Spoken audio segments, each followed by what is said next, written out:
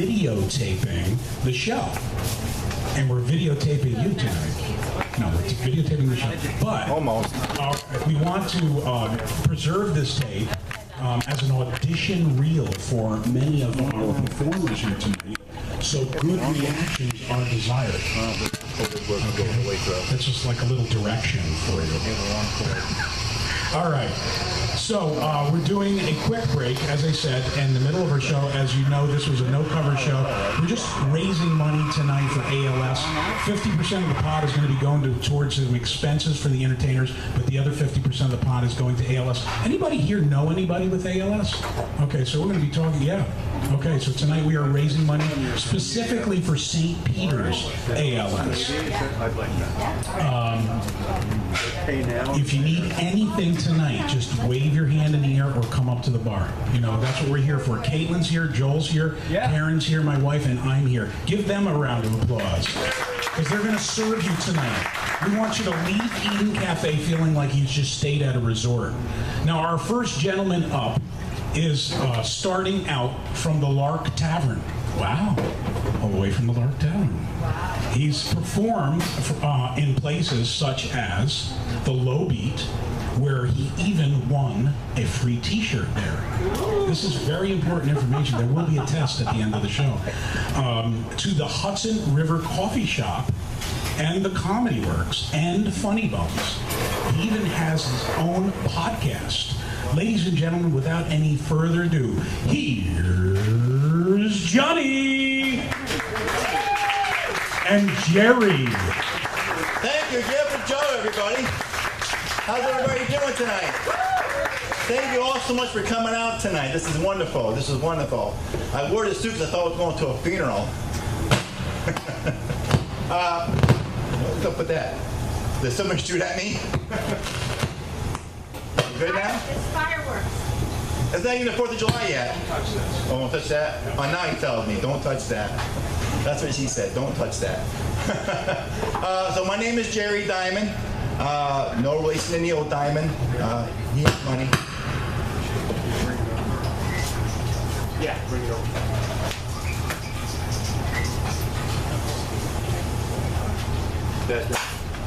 It's not. Can you hear me now? All right, here we go. Woo! Here's a wonderful round of applause tonight for coming out tonight. Thank you all for coming out here tonight. Good Lord, anything goes around here when you do this stuff. Anything goes. You know, the fireworks goes off, anything. Bad jokes, you name it. Anything can happen. So I gotta say, my name is Jerry Dymond. No relation to Neil Dymond. He has money. Okay? I spell my last name D-Y-M-O-N-D. I'm the poor Dymond, okay? This is how poor I am. I recently had a credit score check done 6 months ago, and I'm still waiting for the report to come back. They had nothing. That needle will not move. Recently, my credit card company called me up saying, Mr. Dymond, you owe us $10,000. You were planning on paying us. And I said, yes, I do. I said, when I get the money, you'll get the money. And they're like, well, do you have a job? Are you working? And I said, yes, I'm doing stand-up comedy. And they go, well, how's that going for you? I said, have you received any money from me yet? Yeah, it's the American dream, my friends. It's the American dream. I'm also a Mets and Buffalo Bills fan. Yes. 2 worst teams in the NFL and the MLB. Isn't that sad? Are we out of... Oh my God, it's awful. But let me tell you something. For me, it works out pretty good, and I'll tell you why. I recently went down to New York City, and I saw a homeless guy down there. And for some odd, strange reason, I had some money, extra money in my pocket. It's odd, really. Soda bottles will do you wonders.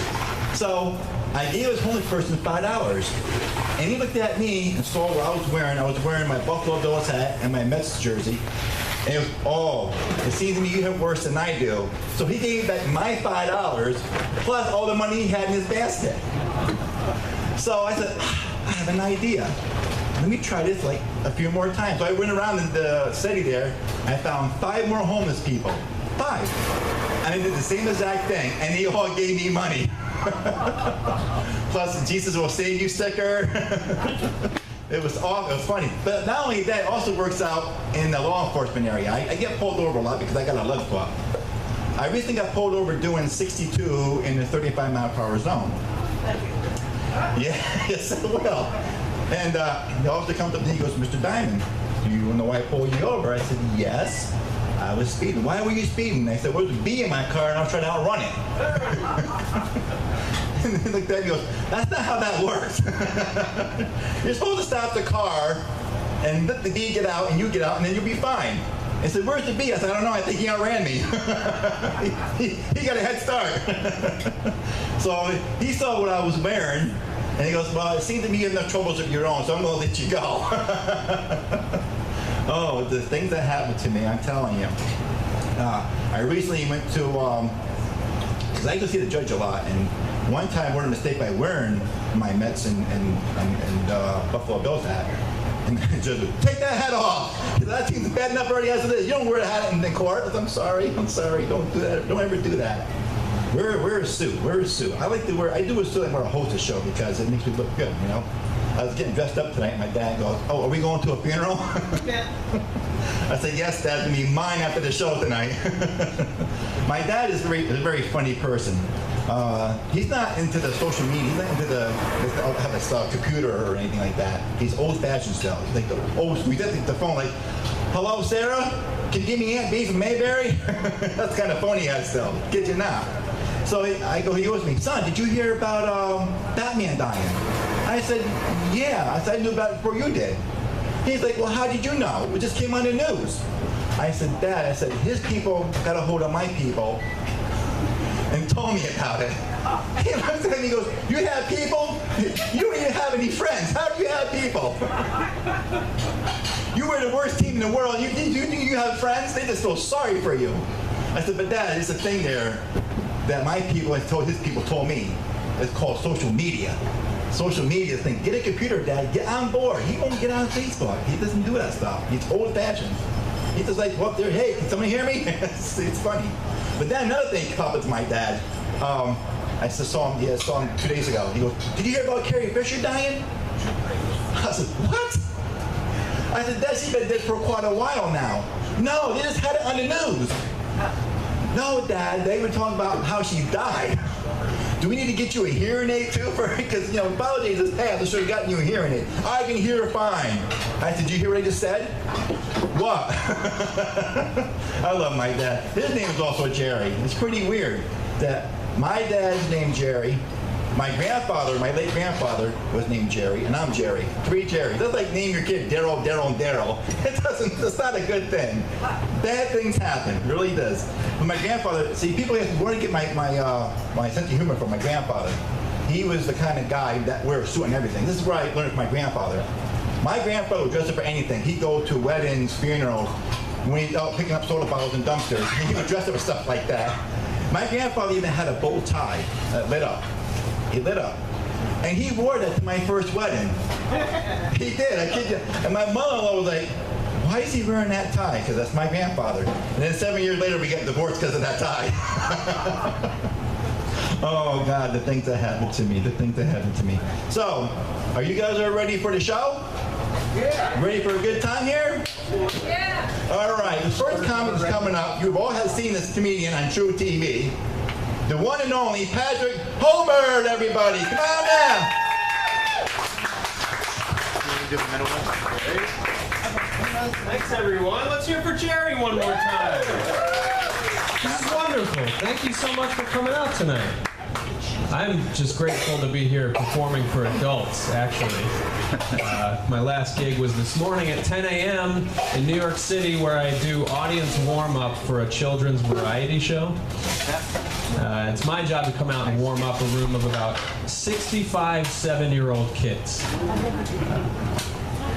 I'll show you how I get it done. You want to hear some of the bits I use? Sure. All right, I always start controversially, and I come out and I say something like, hey, make some noise if you hate vegetables. A lot of fans of vegetables in here. Yeah, you're like, we're grown-ups. We need our nutrition.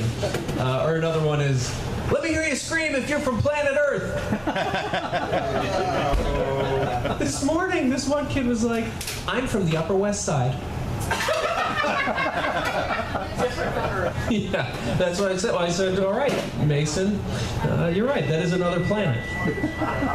Sometimes I mix up my two acts, though. I'll say my stand-up act on accident, because I'm just riffing up there, you know? Like, one time I came out and I said, hey, clap your hands if you're getting high after the show. Kids. Do appreciate you guys coming out tonight. You could be doing anything with your evening, you know? Is that a clap for what you're doing after the show? All right. That's why his reaction was so delayed. He's like, has a minute gone by? Did he say something about getting high? I guess I'll clap now. No, I'm glad you're here tonight. You guys could be home streaming television. Do you guys stream TV shows? You do. Do you use Amazon Prime? Yes. Me too. And you know what I'm so glad they put on there? They have the entire, all seasons, every episode ever made of Unsolved Mysteries. Do you guys remember that show? I love that show. If you're not familiar with it, it's a documentary series where they investigate phenomena that can't be explained. For some of my friends, it's also airing on HBO, and it's called Girls. So you could be doing that. I've had a weird week. I'm a freelancer, so I take different jobs all the time. And on Monday, I did this job for a guy. The boss is a little person. And I knew right away, this is not going to go well. I can tell already this guy's a total micromanager. That was a groan. Getting groans. When you feel the groan, give me a laugh. Because I promise, that little person doesn't exist. That job doesn't exist. It's a figment of my imagination. Not bad sugar. Oh, I thought that was a heckle. It was just an order being taken. I got married 4 months ago. Thank you. Yeah. So sorry. Have you been married? No. So what's the personal experience that makes you apologize to me for getting married? I have 3 sisters. And they all got married? Yeah. And not going well? For that marriage, it's fine. Because if you're going to open this can of worms, I'm willing to go in and dig around in that can of worms. Let's put names to these worms. Just continue on. Okay, the king says continue on, and I will. I'm here to entertain you, sir. When are you going to start? Oh, Jesus, here we go. All right. We've got a tough crowd here.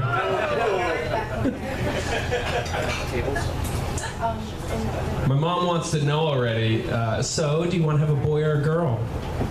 I'm like, Mom, it's 2017. Gender does not matter, right? We just want to have whatever's going to get us the most likes on Instagram. We're trying to build a brand here, not a family. Boy or a girl? Come on, Mom. We're a white couple. We're just hoping to not have a school shooter.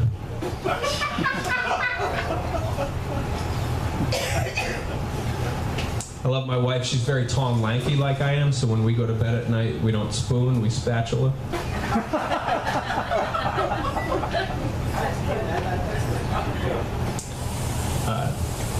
Yeah, I like being married. It's you got in my head, sir. Now I'm like, do I like being married? Why is he sorry for me?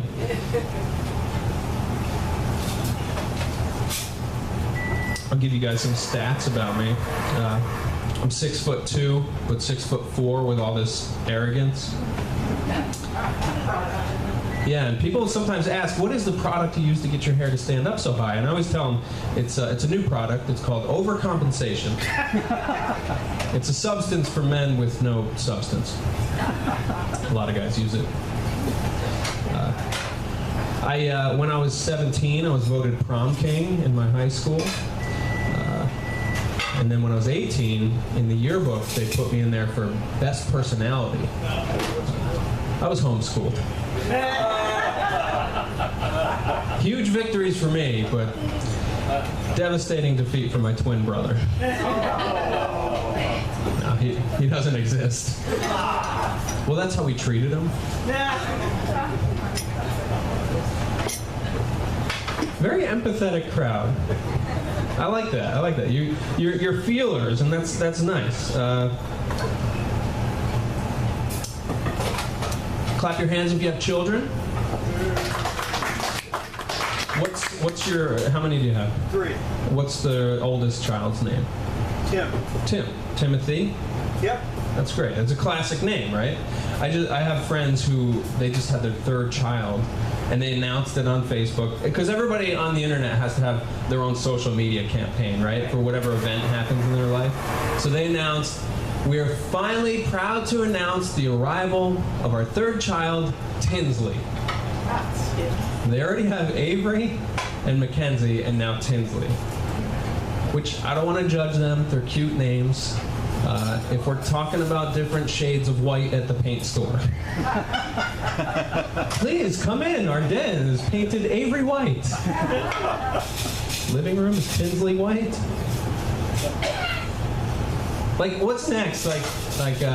Hey, Facebook, we are proud to announce the arrival of our twin children, Williams and Sonoma. Yes. Like, these are the people I'm talking about.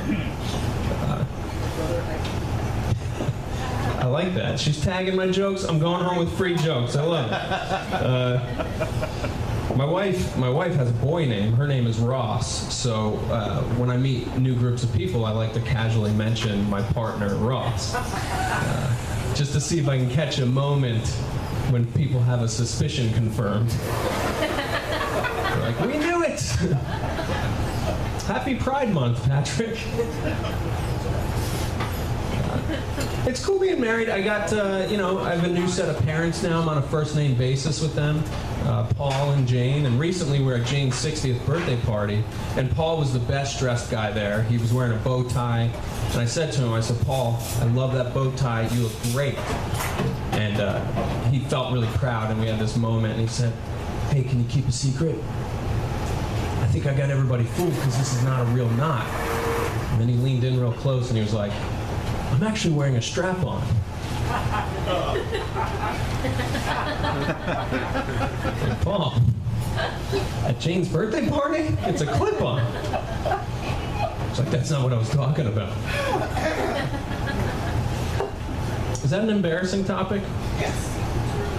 Nope. Too embarrassing? No, don't say that. Don't you say that, madam. What is your name?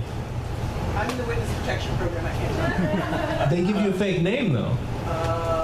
I'm gonna say Rhonda. Rhonda. That's a sassy, beautiful name for you. Let's hear it for Rhonda, everybody.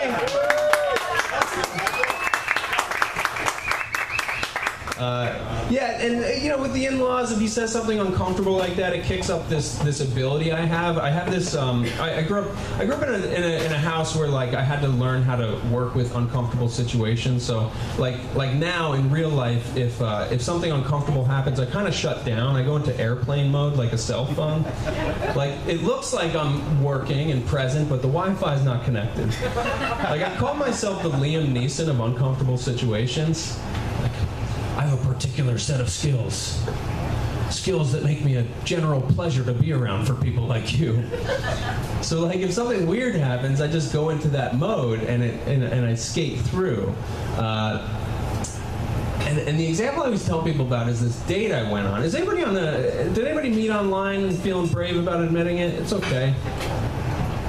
Nobody met on the internet here. That's okay. I used to date all girl, a bunch of girls online, and I had this super uncomfortable situation once where I went to her house and she was making a pizza very similar to those pizzas right there. And when I got there, she said, "I'm so nervous. I never cook." And she started heating up this pizza, and we're in her kitchen, kind of flirting. And I realized she was being very honest because while the oven was warming up behind her and she was looking at me, there was a mass exodus of cockroaches that left the oven. But because of my coping mechanism, I pretended like everything was fine. When really nothing was fine. I mean, it was as if the oven was a tiny Madison Square Garden on the night of a sold-out Billy Joel concert and someone did start the fire. The cockroaches were just like, "We're moving out." Jerry's gonna bring you back up. So the cockroaches are running everywhere, and I'm asking her, "So what do your parents do for a living? Your hair looks so nice when you let it down." When the timer went off, because she was, the pizza was in there, the timer went off, she turns around to get it. The cockroaches all escaped.